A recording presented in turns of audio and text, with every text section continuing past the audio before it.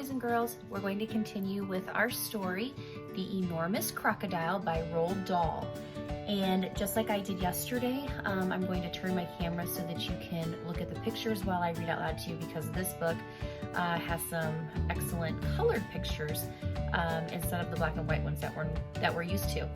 When we left off yesterday, we met the enormous crocodile, and we learned that he's not very well liked in the jungle, and he has gone after and kind of threatened a lot of the jungle animals. So we met Humpy Rumpy, the hippopotamus. We met Mugglewump, which you probably remember him from the Twits, Mugglewump the monkey, and then we met Trunky the elephant, and our last friend that we met was the roly-poly bird, who you probably also recognize from the Twits. And the enormous crocodile had just walked through the entire forest and was coming out on the other side, and he's looking for children to eat. So let's find out what happens in this next section of the enormous crocodile. All right, so I'm going to turn my camera here, and that way I can see the words as I'm reading and you can see the pictures. All right, here we go. Ho ho, he said, talking aloud to himself. Ha ha, well, that walk through the jungle has made me hungrier than ever. One child isn't going to be nearly enough for me today. I won't be filled up until I've eaten at least 3 juicy little children. He started to creep forward towards the town. The enormous crocodile crept over to a place where there were a lot of coconut trees. He knew that children from the town often came here looking for coconuts. The tree was too tall for them to climb, but there were always some coconuts on the ground that had fallen down. The enormous crocodile quickly collected all the coconuts that were lying on the ground. He also gathered together several fallen branches. Now for clever trick number 1, he whispered to himself. It won't be long before I am eating the first part of my lunch.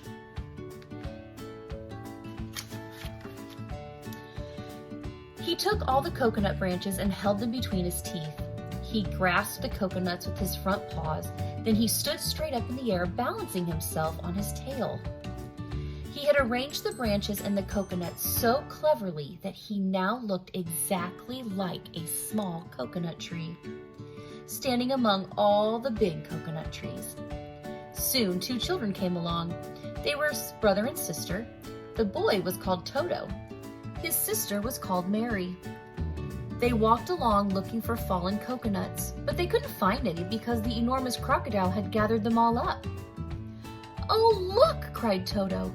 "That tree over there is much smaller than the others, and it's full of coconuts. I think I could climb that one quite easily if you'd help me to the first part."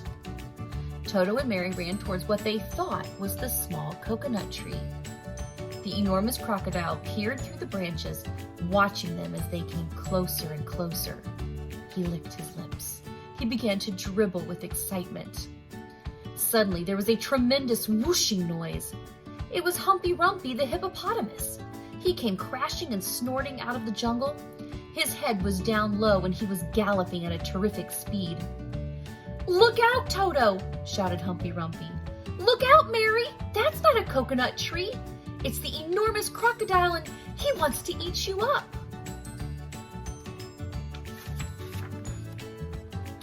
Humpy Rumpy charged straight at the enormous crocodile. He caught him with his giant head and sent him tumbling and skidding over the ground. "Owie!" cried the crocodile. "Help! Stop! Where am I?" Toto and Mary ran back to the town as fast as they could.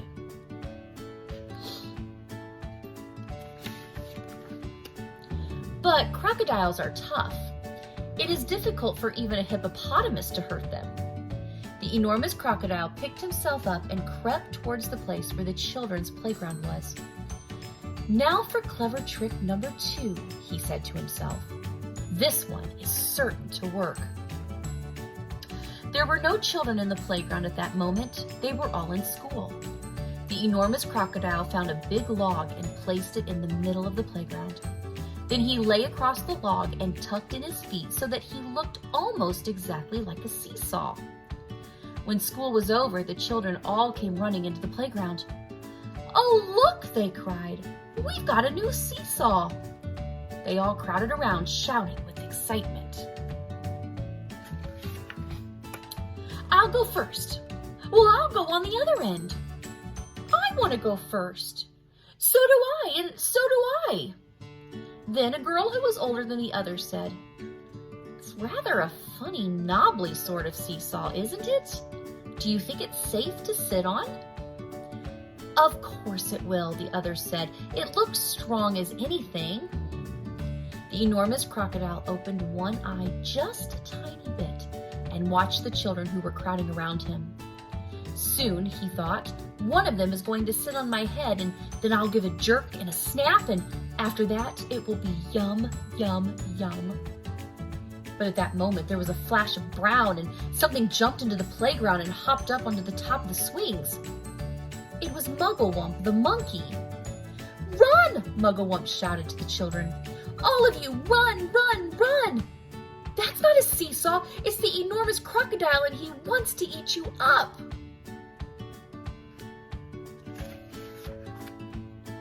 The children screamed and ran for their lives. Mugglewump disappeared back into the jungle, and the enormous crocodile was left all alone on the playground. He cursed the monkey and waddled back into the bushes to hide. "I'm getting hungrier and hungrier," he said. "I shall have to eat at least 4 children now before I am full up." The enormous crocodile crept around the edge of the town, taking great care not to be seen. He came to a place where they were getting ready to have a fair. There were slides and swings and dodgem cars and people selling popcorn and cotton candy. There was also a big merry-go-round.